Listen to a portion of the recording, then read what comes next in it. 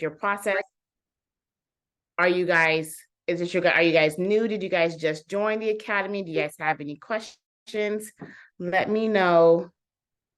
Let me know all the things. Yes, please, please. Hi, Jasmine. Hey, how are you? Good. So, not I just joined your university, but I already have the business set up as far as the Okay, LLC, all of that, type of stuff.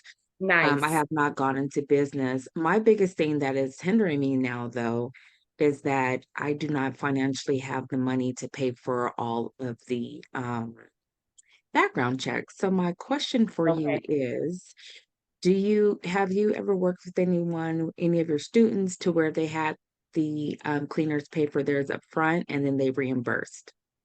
So, it's so funny. I literally just had a meeting about this today with one of our new VA clients. And the thing about with working with contractors, like they are their own business entity, right? So they will have their own set of expenses. And she is actually making them pay for that fee. Oh, And then they will be able to write that off as from their own expenses. So she's actually making them pay for that fee. Like that's pre-written out on like her little job ad situation. So if she's doing, I feel like anybody, it's really just up to choice that whether you want to pay for it or if you want to accept the cost. And now also you can ask them like if they received a background check within the last 30 to 60 days, like if you want to utilize that as their background check or if you want like a super fresh one. okay. And then one last question. Um, I have to get my website revamped, so it'll take maybe about another week for them to complete it through Fiverr. In the Okay. meantime, does that look bad if I were to put an ad out now to the contractors that I do not have an active website while I'm trying to hire? No, I don't think so. Some people will ask for a website, right? And you can just let them know the same thing, like, hey, it's currently under revision, so it's not currently active right now. I've gotten a lot of new questions lately, but nobody's never really asked that question before. So I don't think that question, the most question that you're gonna get is what are you currently paying? Especially if you're doing a percentage. If you're paying by percentage, sometimes they will ask what are you charging? And that's really it. Now you can also show them like any of your like do you currently have like Thumbtack or Google or Yelp or anything like that set up? I have my Yelp set up and Thumbtack, but like I said, I'm not in business yet, but I already have that stuff set Right. up. Because so you could, if you wanted to, you can show them that some sort of, legitimate, something else that's legitimate but for that. But I feel like they may not really ask that question. They're more going to be concerned about their pay. Okay, thank you. You're welcome. Awesome. Hello, ladies. I see some other have joined on. Oh, and we got some people in the wait room.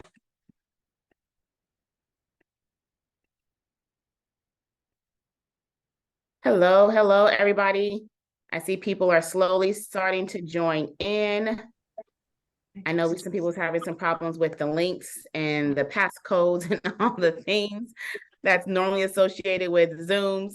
But welcome you guys. So for those that are brand new, I know we just did a super major campaign. And I know I think I've already seen a comment, somebody said that they're new. Tonight is our live Q&A. So just to give you guys a little background information, tonight on Tuesdays, it'll probably be first Tuesday will be our live Q&A. But if you ever look in the membership schedule, you'll be able to see like when we meet, the links to the Zooms, and if we're doing a Pacific training, what the title is, if there's a co-host, who's the host, or if we have a training taught by another partner trainer. So we have been able to partner with several other entrepreneurs in the industry that have specialized in different services, whether it's commercial, whether it's SEO or Google My Business or student turns, like whatever they may specialize in.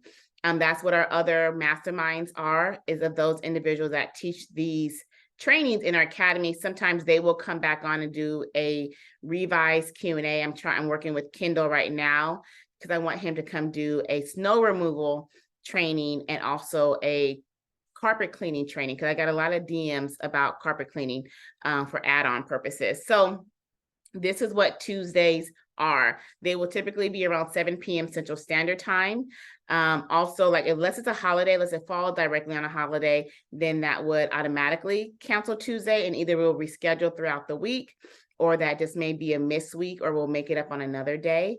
But during our live Q&A, you guys, this is your opportunity to be able to ask any questions. Okay, there's no crazy questions. I hate hearing this word, but there's no dumb questions. Literally, because I find that most times when somebody asks a question, there's somebody else that's thinking the same thing. And also within the community, we have several different members on different stages of their journey, right? We have some that's maybe just brand new starting, that's trying to figure out what business insurance, do I need bond, do I not need bond? And we have some that's like, hey, I think thinking about ready to increase my marketing budget, what should I do it to, right? Or I'm ready to open up my second location, what should, all of those things. So there's never any crazy questions, you guys. Please ask all questions.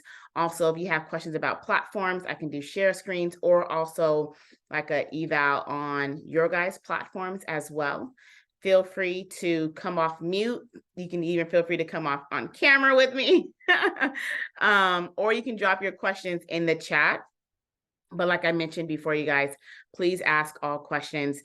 This is recorded, so if you have to leave early, it'll be put in the replay, in the replay section, so you'll be able to come back and later watch these. And then all of our past ones are also in the replay. So if you guys ever wanted to go back and listen to those, you can as well, because of course there's just so many different random questions or conversations that can occur during these times that, give some really good nuggets. So look like we got some more people in here. We just answered a really good question about background checks. For those that she was asking, do I have to pay for it, or could I make my cleaners pay for it? And with us partnering with actual businesses, business owners, like they may not legally have it set up. So like your cleaners don't have to be a LLC. They don't have to have a DBA. They don't have to have any of that if they don't want to. They could just be a regular sole prop person that is making some side income that'll have, that's fine. But they would still have to file for their 1099, so they still could write that expense off. So my answer to her was, yes, you could. It's really totally up to you. I literally had a meeting today, and somebody was like, can I do that? And I'm like, yeah, you can. So she's like, cool, we're gonna make them pay for it. Especially with like hiring, like, what if that person don't work out? Now I just paid $30 for a background check and they went ghost before I could even assign their first cleaner, right? So that's totally an expense that you could have them pay off. And something she also else mentioned was, could I offer a reimbursement? You could do that too. You could say like, hey, you are responsible for paying your background check, and after your first 3 cleans, I would reimburse you that funds, because you want to make sure that whomever's working with me is in it for the long haul. They're here to stay and work. And then that could motivate them so they can get their $30 back. So, that's a strategy as well. Let's see, I have a silly question. No silly questions. When the customer's payment come into your income account, would their percentage have to be physically moved to the payroll account? And this is not really a silly question. We went through a whole phase like a couple months ago where so many people had this same exact question. And in the 2.0 course, I'm working on like a diagram video of what that entire process looks like from the moment of taking payment, going to Stripe, coming to your account. What do you put? What do you keep? What do you pay your clean? Like all of that. Okay. So that's really not a silly question whatsoever. So when the customer's payment comes to you, right? So let's say they book you talk to them on their Legion platform. You was able to close a job. You have your BK set up. They lock in their appointment. You do the job. The next day, the payment comes out if you have it set up that way. If not, it comes out whenever you have it set up, and the payment comes out. So then it'll go to Stripe.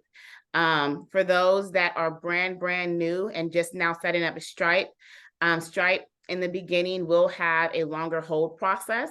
I'll definitely recommend, seeing what that actual time frame is and how long that would stay in place. After that time frame, then it'll go back to regular, and you would get access to the funds however you set them up. You can set it up to receive it daily, weekly, or bi-weekly, I believe, and the funds will be automatically transferred.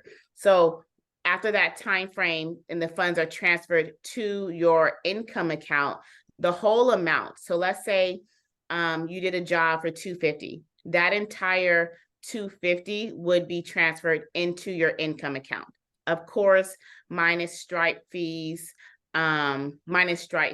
So let's say that the Stripe fee was $10. I'm just doing easy numbers. So $240 will get transferred into your account. Now, at that time, when the $240 comes into your account, is let's say you're paying your cleaner 50%, then you will transfer 50% of the total job amount to your cleaner, or I'm sorry, not to your cleaner. I'm so sorry, to your payroll account. So let's say the job was $250, right? You would pay, and let's say for easy numbers sake, you're paying them 50% of the total job amount. Then you would transfer 125 over, you would transfer 125 into payroll. Okay. So unfortunately, with this whole setup, as far as I know, and I've been like doing a lot of research, there isn't too much automation between the different platforms speaking to each other.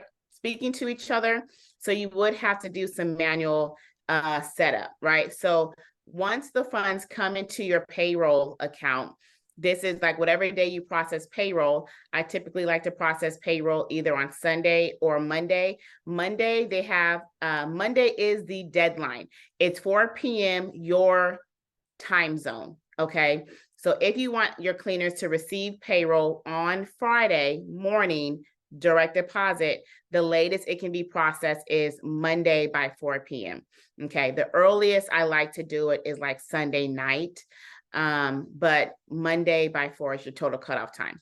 So you'll go to Gusto if you're utilizing that platform for your payroll, and you will just literally just click on the name that you need to pay. So let's say I need to pay Emily $125. I click on Emily's name. I put $125 in, process payroll.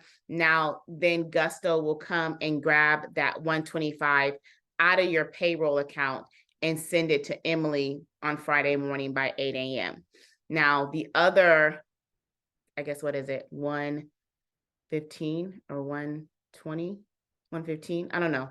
Whatever that remaining amount that's left in your income account, that's where you would disperse.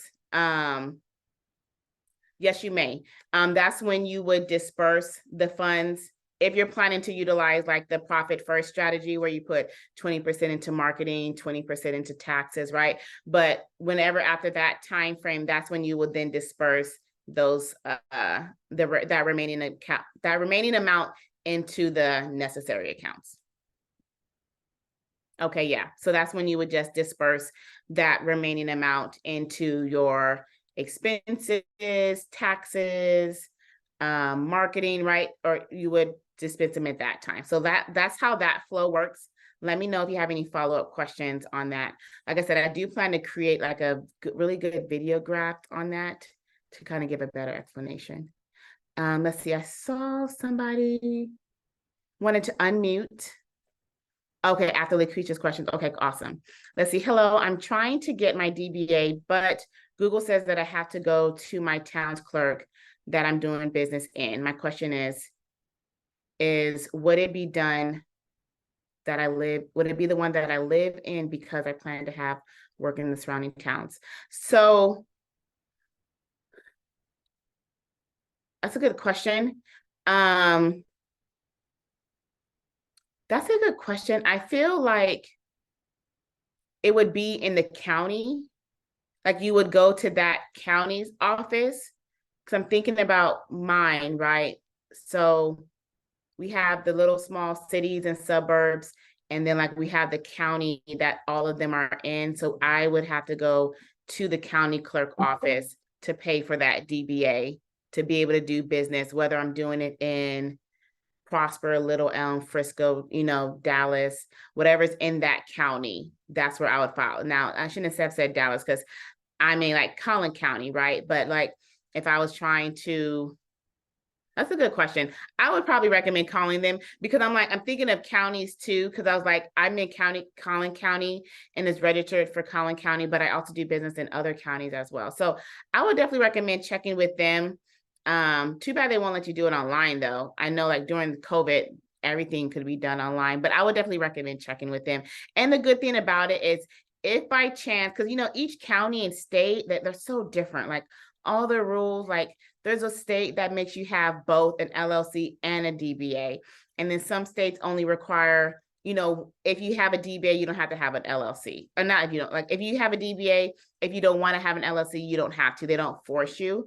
So just check with them so that way you can make sure you're doing it right. The good thing about it is that DBAs, they're really cost efficient. So even if you have to get multiple in other counties, they're like 30, like no more than $35. Okay. And if you wanted to come off mute, you can totally do that. Okay, hello. Can you hear me? Yes. How do I pronounce your name? Is it Amaya. Amaya? Okay. I'm super bad with pronouncing names. So I always wanted to always wanted to ask somebody before I'd be like, hold on, let me not murder this name. But yes, please ask No, your thank question. you. And thank you for everything. You've Yes. been so helpful. I've wanted to do this for a long time. I started my first cleaning business when I was 18 and I was couponing my supplies, just trying to do it. And recently I wanted to move forward into the government contracting thing. And I've Mm-hmm. been talking to you a lot about my imposter syndrome. And one day Yeah. I was sitting and I came across your video and I'm like, she's the only person I've ever seen who was honest. Like, hey, I Mm. didn't have the money. We had to figure it out. Look. But my questions are basically around like startup. So, like Okay. I said before, I've done all of the things. I have my LLC. I have my open phone. I have the email address. I pay for the domain. All I have to do is set up the Wix account and the booking koala and Okay. find people. But Okay. now I'm scared because it becomes real now. And I'm a little afraid that I won't be structured enough for that first like cleaning. Like, and Mm. I started the business, my LLC is in Georgia. Throughout the whole process, I've gotten promoted, moved to Texas. So I'm currently in Houston. And Nice. I'm finding that a lot of the people who are willing to work for me are not citizens. So how does that come into play with like my subcontracting? And right now, starting up, I don't mind boots to the ground, me cleaning. I don't mind at all. But I Mm-hmm. just don't know what I need to do now. I feel like I've done all the quote unquote small stuff. I just don't know what step I need to make to actually get my first cleaning gig. Okay. Okay. So a couple of things. One thing, congrats on the move. Now, is your business still in Atlanta or did you move it to Houston? I didn't change the LLC or anything because I've spoken to a couple people and they told me that I did not have to. They said as long Okay. as the business is structured and I file my taxes properly, that I wouldn't have to move it to Houston, but I don't mind getting an LLC in Harris County. Okay. So are you operating business in Atlanta or in Houston? I haven't done anything. I've just gotten the LLC. I haven't done anything. I Okay, so got the the LLC in LLC's Georgia in and moved here. Atlanta? Yes, it's Okay. I got it in Savannah, Georgia. Okay. So with Texas, just because I do specifically know Texas, Texas Mm-hmm. will make you file for a foreign entity. Okay. With Texas for an LLC to do business outside of Texas. And it's $300 for that process. But they will make you file a foreign entity. But now it's totally okay that you do have that set up like that. And also, in my opinion, just from like just different businesses and markets I'm able to see, to me, I feel like Atlanta is a really good market, kind of over Houston a little bit, in my opinion. Okay. Yeah. Okay. Just from like different accounts I've been able to witness. So yeah. Now with hiring someone that's not a US citizen, now they don't necessarily have to be a US citizen. As long as they have some sort of documentation, like they can have a TIN number, as long as they have something to where they can legally work in the States. Okay. Because what you don't want to happen is if they are not legally able to work in the States, and what happens is when you can't file them with your 1099, and then you would be obligated to pay their taxes. And this is like beyond, legal repercussions that could be found if found out, but just on the business part of it, is you couldn't file the 1099. So let's say you have, cleaners, let's say your business is amazing. First year you do 100K and you're doing 50%, you paid out 50K and to your 1099s. If you can't report that income, now you're having to pay taxes on 100K versus 50K. Got it. So that's the only downfall. And I see this all the time, because I just see it all the time. And yeah, I just see it all the time. And like I said, that's the only thing that, like, you don't want to have to pay their taxes, because you can't legally give them a 1099. You can't legally write off that expense as you would if you were paying somebody with a 1099. Right. Now, besides that part, right? Let's say after you have set up and you did all the steps to align your business up properly, then your next step would be hiring, right? All your lead gen platforms are set up, your Yelp, Google, Thumbtack. No, those are the steps that I've been scared to make because I don't know. Well, you've given me enough to know how to address these people. But I just taking that leap of faith, I just wanted to make sure that I'm doing it correctly because when these people call me, I want to be able to not sound like an amateur. I want to have my ducks in a row a little bit, so I haven't done that yet. Yeah, no, I totally get that. And the thing about it is, like, I feel like when you're first starting, there will be a part of you that will never feel fully ready. Like there will be a part that is still going to feel unsure, that's still going to have some hesitation, that's still going to be a little nervous and scared. And the thing about it is, like, you won't even really know how to perfectly set up your business until you get in it, and you can see the holes and the gaps and the processes that need to be completed, and how to handle calls and how to handle this and what scripts to create. And I'm getting more calls on Google, so I need to figure out what's best for this. I'm getting a lot of, in-app notifications on Thumbtack. So the thing about it is, like, you just have to start. It's kind of like, just do it scared, because mine was not perfect, like, whatsoever. Like, the best way to be what you want to be is to do the things. And I think sometimes we want to flip it and be it, then do it, but we have to do it to be it. And if we're trying to be more efficient and professional in our business and know what we're talking about, we have to have practice in knowing what we talk about. I can quote pretty much all of our basic scripts that we use, from follow-ups, incoming, irate clients, no-show cleaners. I mean, all of it. But that's only because of practice, you know?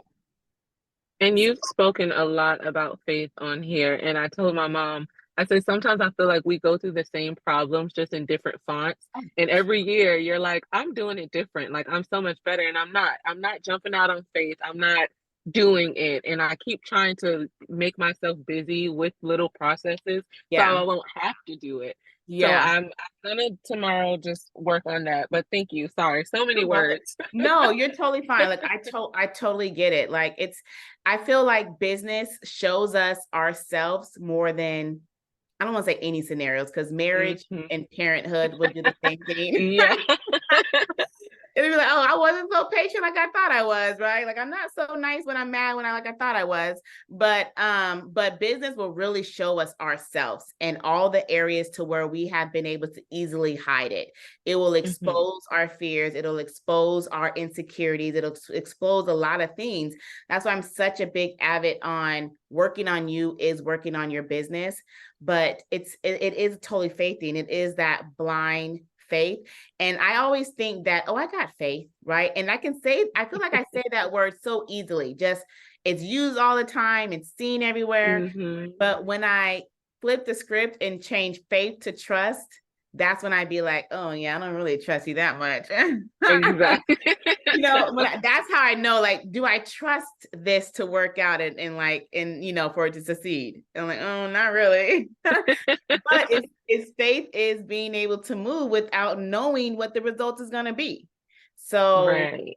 just put one foot in the front of the other. All righty. Thank you. Sorry, everybody. I know you guys. Thank you. You're welcome. Okay, let's see. I see some other questions rolling in. When you are using Google LSA, that's local service ads, for those that may not know that abbreviation, how do you close the lead? How do you get them to give their credit card, debit card information over the phone? I'm having problems getting the sale. I'm losing money on Google LSA. Okay, awesome questions. This is a great question because I think I talked about this in the Facebook group too. Somebody was asking about that. So with the ads or with closing leads, I feel like this process right here, is the same on every platform, whether you're trying to close them on a text, Google, Thumbtack, Yelp, right? Off top, like you have to set the tone because you have to win their yes before you even oppose the question. So of course you do so with your response time, you do so with customer service, right? After you're there and you're ready, and after you provide an excellent customer service, it's more easier to transition into the sell and actually giving them that open-ended question like, look, this is what you need, this is the time I'm available, will this time work, right? But the thing about it is I don't really ask for their credit card and debit card over the phone, right? With the current times that we're in, there's a lot of scams, people be nervous, right? Like I have to win their trust by actually showing up. Well, not me, not you either, but like your cleaner showing up and providing an excellent service. So we haven't yet gained their trust for them to feel completely comfortable with actually handing over their debit card and credit card. This is where you want to transition them to your BK link, right? So as you are, conversating with the person on the lead, you are then creating their link. So they're like, yes, I really want to get my house clean. It's a 3-bedroom, 2-bath. Same time you're on BK creating their quote link. Okay, awesome. We can totally do that. What's the square footage of your home? Oh, it's about 2,000, I think 2,100 square feet. Okay, great. Do you need any add-ons? Because we can totally do, oven and fridge. Do you need any of those type of services? No, I don't think so. Okay, awesome. What is your service address? Let me make sure that I have a cleaner available in that area. Put that information in, right? Okay, awesome. So I can quote you right now for the service that you're looking for. It can be $315. I do have a cleaner available to be able to provide that service on your requested date. I'm going to go ahead and send this link to you. With this link, this is our booking link, and you'll be able to close. You'll be able to lock in your desired date and time with completing that link. Now, when you get the link, it's not going to take the funds out now. We actually won't do a pre-authorization hold 24 hours till your appointment date. And then we don't take the funds out until the house is done up to your standards. So the service fee is not actually taken out fully from your account till 24 hours after the service has been completed. And then they do like, oh, okay, awesome, that's super great. Yes, please send the link. I'm gonna get it completed right away, right? Okay, awesome. Actually, I just sent it to you.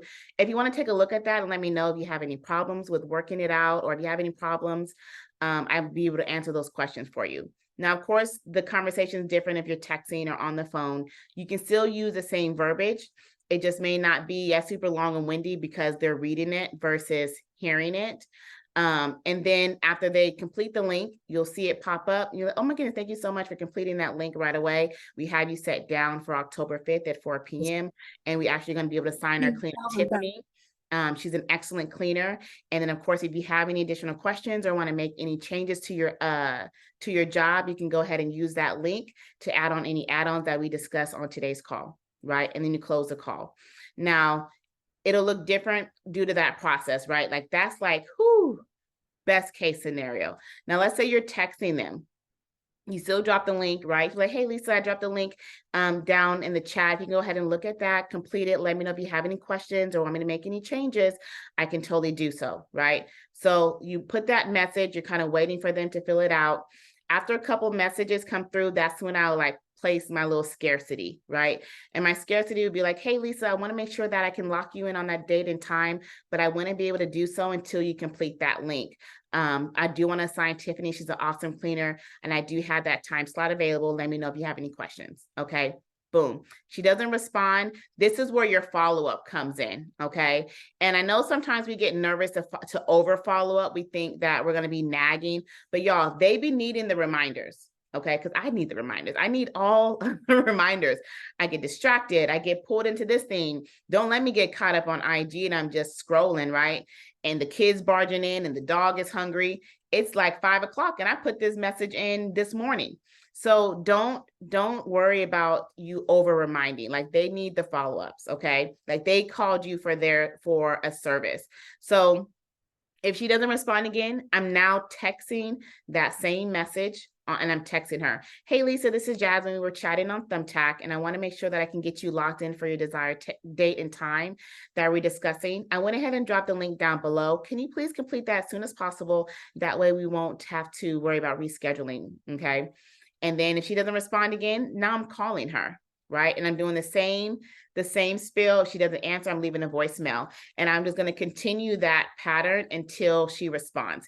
And I don't like over push it, but I let her know like, hey, Lisa, I know that we spoke earlier and I want to make sure that we can give you the desired date and time. Please complete that link, right? Normally what I do the following day, if they not have secure their booking, that's when I'll pop in a discount. Be like, hey, Lisa, you know what? I really want to be able to provide this service for you. And I would really love to give you 10% off that quote that I gave you. If you can complete that link before the end of day, I can give you that 10% off and give you that the best cleaner that we have for that service, right?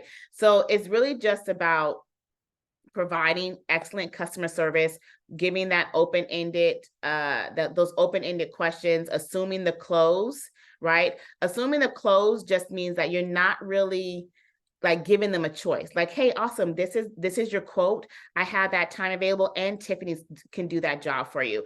Go ahead and complete that link. Not like, hey, do you want this? Or is this time going to be, like, is this time good? Do you want to book? No, go ahead and assume the close. Here's your link. Please complete it as soon as possible. We're going to set you up on this day and time with this cleaner. She's going to do an amazing job.